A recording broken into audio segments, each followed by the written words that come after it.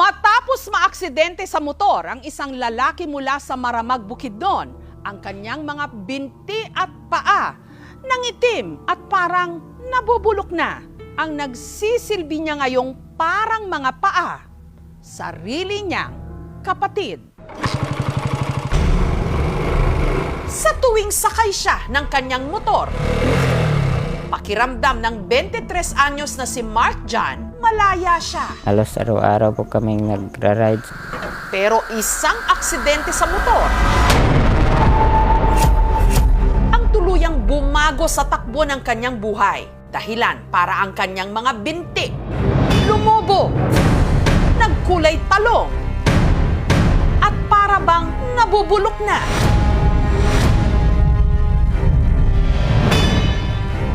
Ang binata tuloy ngayon tila bilanggo sa sarili niyang kama. Naalala ko po yung mga kakalakad pa ako, nakakaupo pa ako. Sobrang hirap.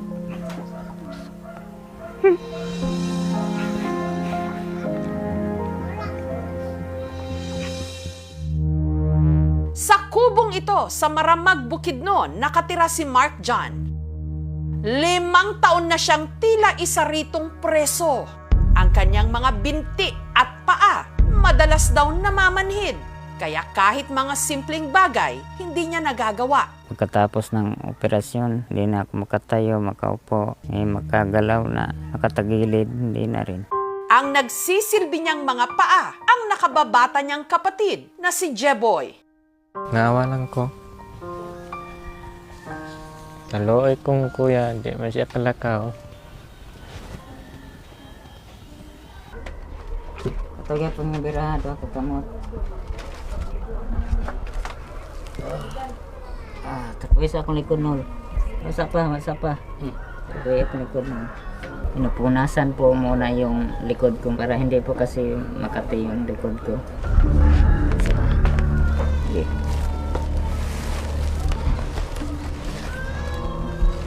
Iduulang bangko.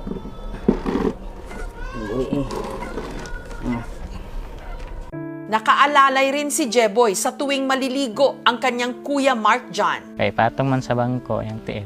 May balde dito, ako yung magbubuhos ng tubig, tas si G-Boy po yung nagsasabo ng dalawang pa ako. Kapag malamig kasi, tas naliligo ako, kinukumbulsyon ako. Kaya nililinis na lang daw muna nila ang mga sugat sa kanyang mga binti at paa.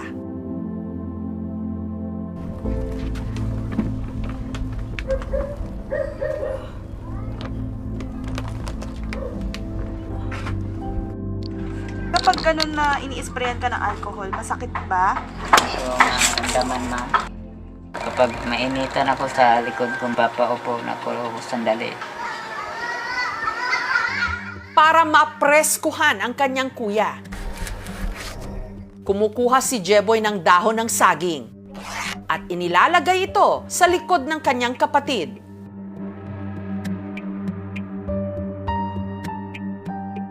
Noon po, na hindi pa po siya na-aksidente, okay pa naman po siya sa amin. Pero hindi nga lang ganun ka-close kami magkakapatid. Mostly po talaga nasa barkada siya kasi kaya nga po ginagamit yung motor ng papa ko. Tumatakas nga po siya para lang po makapagala. Ang dating nag-aalaga kay Mark John, ang kanilang tatay Edgar. Tinuruan ko po kung paano mag-alaga sa kaniyang kapatid. Kasi po magtrabaho ako para meron kaming makain. Nalooy man ko. Mailay na timan. Trabaho si ate, si papa. Tinanggap ni Jeboy ang kanyang bagong responsibilidad kahit pa may sarili rin siyang iniinda. May sakit din po siya na parang epilepsy. Nung grade 1 po siya, nabagok po talaga yung ulo niya po doon sa metal. Kasi naglalaro po siya nun. Mahal na mahal ko po kapatid ko si G-Boy. Wala ako sa kanya kasi mas marami pang alam yung ibang bata kaysa sa kanya. Iti na siya. Minsan nga binubuli siya ng iba-iba. Hindi kasi hindi niya alam yung edad niya.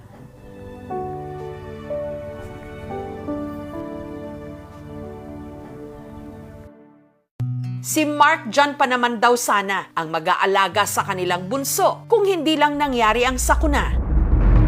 Hilig daw talaga ni Mark John na magmotor. Ang gamit-gamit niya noon, regalo ng kanyang tatay Edgar. Kasi di pa marunong nun yung papa ko. Ako ang nagmamaneho. Halos araw-araw po kaming nagra-ride. Yung sweldo ko po halos doon po pumupunta sa motor ko. Hanggang noong December 2019, nagkayayaan si Mark John at ang isa nitong kaibigan. Ako na yung nagmamaneho. Hanggang nabangga sila ng truck. Wala na yung motor ko, nasira na. Hindi na nakuha doon sa police station kasi wala nga akong lisensya. Huwag na lang po kayong magmotor kung wala kayong lisensya dahil hindi po yung tama. Nabali po yung dalawang paa ko, nagka-blood clot po ako. 3 araw ako nawala ng alaala. Si Mark John, sumailalim sa ilang operasyon. May stainless na po tong dalawang paa. Naoperahan din ako sa ulo. Bumalik naman daw kalaunan ng kanyang alaala, pero tuluyan siyang nabaldado. Sobrang hirap.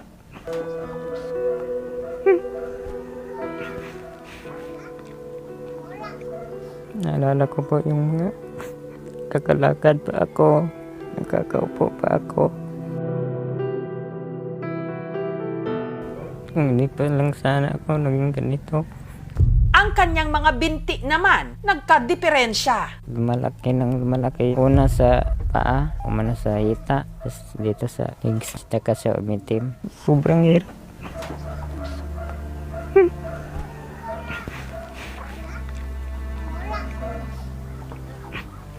Gusto ko makatayo, makalakad at makatrabaho para makatulong sa pamilya.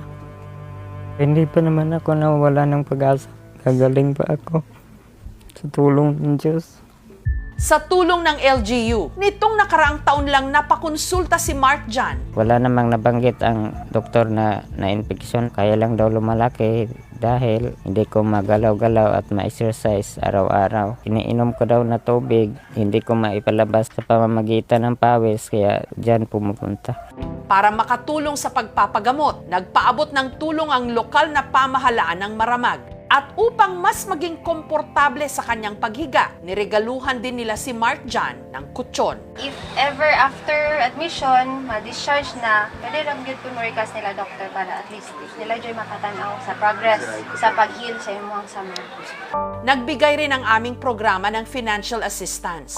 Maraming salamat po sa KMJA sa tulong na ibinigay nila sa akin. Sana marami pa po kayong matulungan. Si Mark John, sinorpresa rin ang kanyang mga kaibigan na kasakasama niya noon sa kanyang rides. Basta mo ka dun. Okay na pala ko? Pwede na, tama pa ko sa dagan. Hinahinay, rapod kay... Patay mong crypto na. Masaya rin ma'am dahil binisita nila ako. Yun po, lumalang na ako. Gusto ko rin kasama sila ulit. Good afternoon. He was brought to NMMC for another hospital admission. So doon na-manage naman ang patient. Tapos nung nakauwi, wala na namang follow-up. Kailangan na talaga ng pasyente na madala sa hospital. Nitong Huwebes, ipinakonsulta ng aming team si Mark John.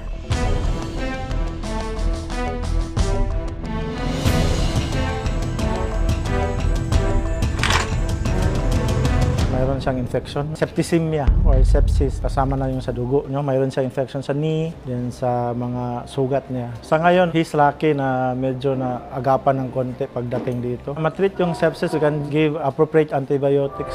Pero ang malaking tanong, may pag-asa pa bang muling makalakad si Mark John?